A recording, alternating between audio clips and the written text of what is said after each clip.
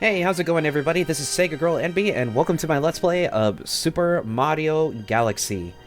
So, the story of how I actually got to this point is a bit of an interesting tale, to say the least, but we'll get more into it as we get a little bit further into the game. So, let's go ahead. I'm gonna go ahead and pick, so, let's see here. So, this is my fully complete file currently at the moment. This is the one with Luigi. So I think I'll do... No, I won't do number 4. I will do number 3. This is the one I wanted to... Yeah. Perfect. So, you know, I actually didn't have plans on doing this game right away. I was going to wait, like, a while before I was actually going to Let's Play Super Mario Galaxy, but currently it's almost like 10 o'clock here at night, and I just wanted a game that I could just put on and record, because I had plans to do another game that I may do again sometime in the future, but I'm not 100% sure if I'm actually gonna, like, put up that Let's Play or not. But, yeah, so I was just taking suggestions from my family members, and of all things, they told me you should do a Mario game, because there's a lot of synergy with Mario, I think, going on right now. What with Super Nintendo World opening at Universal Studios, and then the Mario movie coming out literally like in a few months. So I just wanted something that I knew like the back of my hand, that I knew for a fact that I could play. And I think out of all the 3D Mario games, I think Super Mario Galaxy is the one game that I immediately think of, like, when I think of 3D Mario games that I've played religiously over the years, over and over and over again. Alright, so every 100 years, a comet appears in the skies above the Mushroom Kingdom. The comet was so large one year, it filled the skies and sent countless shooting stars raining down. The Toads brought the shooting stars to the castle, where they became a great power star. It should have been a very happy time for the citizens of the Mushroom Kingdom. But then shit happened, and then, because apparently the people of the Mushroom Kingdom can't be happy for more than like 5 minutes. That was the night of the Star Festival, held once every 100 years to celebrate the comet. So they're celebrating the comet's 111th birthday. Dear Mario. Castle on the night of the Star Festival. There's something I'd like to give you. From Peach. And we all know that's a lie, because the cake is always a lie. I don't know why I'm doing Mario's goofy ass run there. Completely forgot about that. Oh, so for anybody who's wondering, I am playing the version on Super Mario 3D All-Stars. Just because, you know, HD quality and whatnot, I thought it would be neat to play this game in like high res and 60 frames per second and whatnot. So I do have like the motion controls and things like that activated. But yeah, I have a really funny story about how I actually how I came across this game. Super Mario Galaxy, back when it was revealed at E3 2006. I remember, keep in mind, this was back in the heyday of when YouTube was in its infancy. So the Wii had just been announced. Well, it hadn't just been announced, but it had been revealed as the Wii that E3. And one of the games that was being shown off for it was Super Mario Galaxy. And I thought that from the demos and everything like that alone, I knew I had to get it. So, of course, like, that entire year, I begged my mom, like, up and down, oh my god, I have to get a Nintendo Wii, I have to get a Nintendo Wii. The first game I got for it, I'm pretty sure, was Twilight Princess. I mean, well, actually, no. The real first game that I got was Wii Sports, and that's because that came bundled with every Wii. And I still have my original Wii from 17 years ago. That's crazy. That's crazy to think that that was 17 years ago. God, I'm freaking ancient.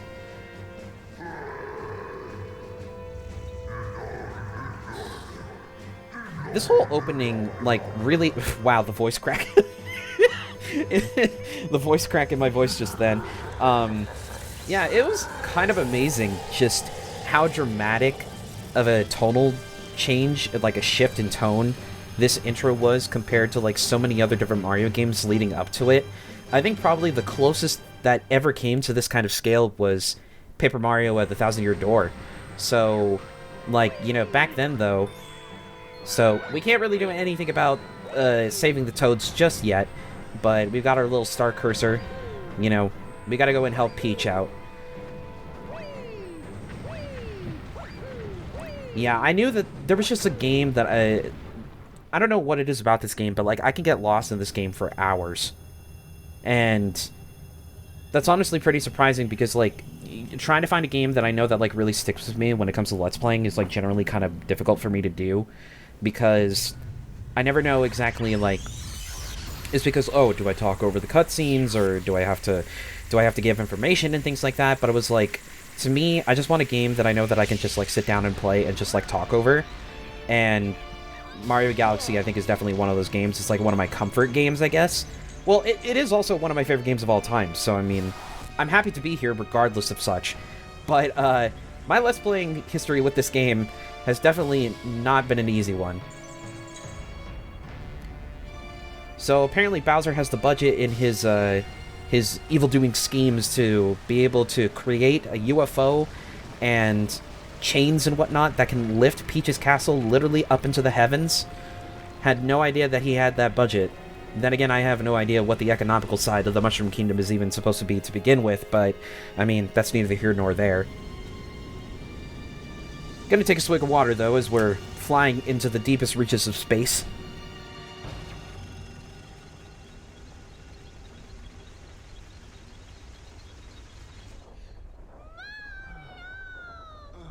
Honestly, the orchestral music in this game, like, definitely, like, elevates the cutscenes. Because there's so much more emotion, I think, like, heart, like, in these cutscenes, even though the story, generally, for the most part, like, for most modern, or for most Mario games as a whole, has always just kind of been, like... Yeah, like, you just kind of feel that. Like, you feel like an emotion there. Like, I just love the... I love the presentation. It's like, you know that everything is, like, really dire and just, like, everything is really... You feel like that gut punch, you know? And I don't feel like a whole lot of main Mario games can do that. Except this one. This one manages to do it for me because I think we've come a long way in terms of cutscene presentation and whatnot. So I think this was the first one that really made me feel something, like, in a Mario game. Finally, you're awake. Let's play. Yeah, let's play indeed. Come on, jump with... Yeah, we can jump with A or B, per the Nintendo Switch Pro controller, but I'm gonna use the A button, cause my daddy taught me good, you know? Well, not really. I don't even really know who actually taught me video games to begin with. For those of the... If in order for me to, like, really date myself, I think, like, that much further, letting people know... my first video game console was a Nintendo 64, so I was 3 years old when the N64 first came out, but I'm pretty sure I didn't get it at launch. I think that was like a little bit further on because further down the line, I know that Mario 64 was my first Nintendo 64 game, and I think by extension, I think that was probably one of the first video games I ever played, if I remember correctly. But then the, no, but I know for a fact that I played Ocarina of Time. I know that, I think, also one of the games that my dad got me for my birthday was A Bug's Life. I'm pretty sure. So, yeah, I think 99, I think, would have been... So, yeah, I would have been about, like, 6 years old, you know, at the time that I played Mario 64 and everything like that. So, I mean, this wasn't necessarily, like, new ground or anything that I was breaking with this. But, I mean, I still kind of think it's generally funny just how far we've actually come in terms of technological advancements and whatnot. Alright, so for this portion of the game, you're basically trying to find the Star Bunnies. So, there's one in the pipe, as I showed you earlier. And then this next one is going to be hidden among the bushes with, like, those, you know, green little orb things.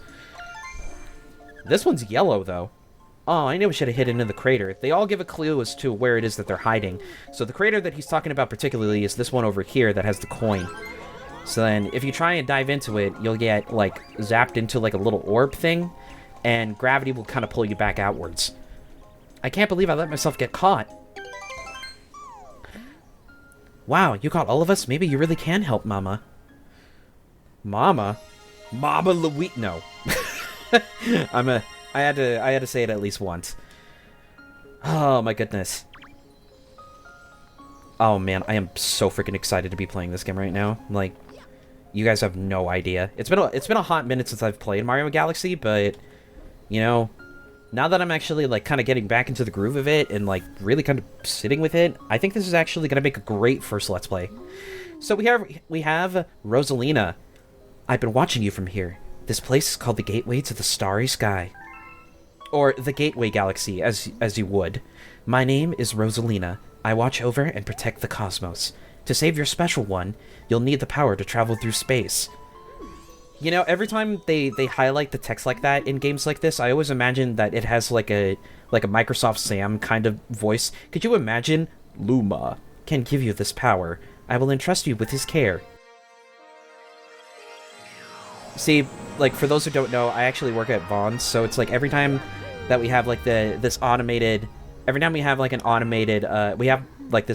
voice that basically tells us when somebody's calling for like a different department. So every single time that voice just goes off, I imagine like anytime that it's saying the particular department, it says it in like a voice that's completely detached from the rest of it. Disaster has struck us, just as it has visited you. With Luma, I hope you can rescue the Grand Stars. like it's just like it's not even fitting with the rest of the character. May the stars shine down on you. Oh, she has glass slippers. Wow, she really is like a Cinderella kind of character. Then again, her theme almost like note for note sounds a lot like A Dream Is Your Wish Your Heart Makes from Cinderella. Anyways, shake the Joy-Con or press the Y button to spin into things that look breakable. You can even spin enemies to stun them. Wow, how neat! So yeah, this is Mario's new ability in this game, which is basically, you know, the star spin. You can use it to spin into launch stars here. So if we go ahead and jump into one of these, we'll float for a second, but if we go ahead and spin or shake or do whatever it is, we can go ahead and launch ourselves to a new planet. So let's go ahead and talk to this Luma here. Hi there, good to see you. I have some bad news though. See, I had a launch star all ready for you, but a meteor smashed it up. You can't leave without it, so find all the star chips to fix it. Oh, and be sure not to fall into the black hole. Yeah, be sure not to fall into the dark, fiery abyss where all oxygen will, like, suck the life out of you.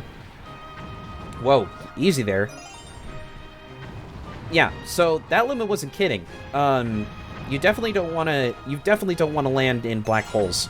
So obviously because of the fact that we're in space, you know, spacey things are going to be happening on our adventure. You know, including things like seeing planets, comets, asteroid belts, all sorts of wibbly-wobbly, timey-wimey stuff, you know, and whatnot. That's one of the things about this game that I absolutely love how it's designed. It's just the way that gravity works in this game. Like, this must have been a pain in the ass to design. It probably must have taken them, like, years to figure out, like, how they were going to do this. Let's stomp on this Goomba. Alright, coins. So, I'm going to be honest, coins don't really have much of a purpose in this game, aside from, you know, like, restoring your health. They're definitely going to be a lot more helpful in the game that comes immediately after this, which is Super Mario Galaxy 2. Still waiting on Super Mario Galaxy 3, but, I mean, you know, that's neither here nor there. We gotta talk to this little guy. He's trapped. Get me out of here! One of those enemies should have the key. You can shake or press Y to spin them around and make them dizzy. Once they're stunned, just run into them. So that's definitely a helpful hint. So, as Luma was saying, you can spin them around when they're kind of dizzy like that. You can just, whoop, walk into them, kick them, and they'll be gonzies, for sure. Gonzies? What the hell am I even thinking? One helpful hint for those who are playing on the Nintendo Switch, just because there's no sensor bar or anything like that, it uses the gyroscope that's built inside of the controller, or in your Joy-Con, if you will. Anytime that you want to center the little pointer, just go ahead and press the R button. Makes it so easy. Okay, so you're gonna notice, a lot of these little Goombas, they don't have a key. So the one that you want to go after is this giant Goomba over here, but don't worry, he's totally harmless. If you knock into that pink little pillar, it'll immediately flip him upside down, so you can kick him right away. Hold on, I want to go ahead and collect these star bits over here. Star bits are definitely going to be the most necessary. I was going to say necessity, and I wanted to say accessible at the same... I wanted to say necessary and accessible at the same time, and I was going to say necessible. So I was about to create, like, my own freaking word just because I couldn't think of what word it is I wanted to say. I'm, like, getting all jumped up, like, all at once. We've been waiting for you. Can't let you do that, Dave. There's a grand star. You might want to go ahead and get it from the fruit smoothie that's being blended with this thingamabob. Anyway, so we need to get the grand star. We have to do something before the grand star's power is drained. Quick, find a way to stop that terrible machine. So yeah, we're going to do just that. And I think the best way that we can possibly do that is by running on top of these switches. Because that's the thing about a lot of really great Mario games, is that they reward your curiosity by telling you to do things that, you know, seem immediately obvious to you. It's like you see something that's color-coded and then, oh, you immediately want to mess around with it. So it's like, what does it do? What'll happen if I go on this particular switch? So that's kind of something that I've always loved about 3D Mario games. And with all of the switches, like, turned to green, we have freed the poor Grand Star. So let's go ahead and collect this thing, and we can finally get the heck on out of here. Bum, bum, bum, bum, bum, bum. Ba-da-dum-ba-bum. I got a Grand Star. Yep, they do. Yep, they do. I don't even know what the hell I'm saying anymore. Oh my goodness. But hey, we've definitely gotten pretty far so far. I mean, like, not far so far as in the fact that, like, oh yeah, we're totally, like, making a lot of progress, but some progress is better than no progress. We've successfully gotten a Grand Star, and we've restored some power to this mysterious ship. So, yeah, power's coming back on. Good job. Oh my god, I love this hub world. I love this hub world so much. We've opened up something new. Alright, you got a star. Perfect. So we got a new high score. We've got 47 star bits currently at the moment, but we've also discovered a new galaxy within the terrace. So that's definitely going to be helpful within our adventure on our quest to save Peach. The beacon is lit again. It shines weakly, maybe only as bright as a class 6 star, but at least the poor Lumas will survive now. Oh, thank you for saving the Grand Star. These star people are my family. They mean so much to me. Welcome to the Comet Observatory. It's my home and also home to the Lumas.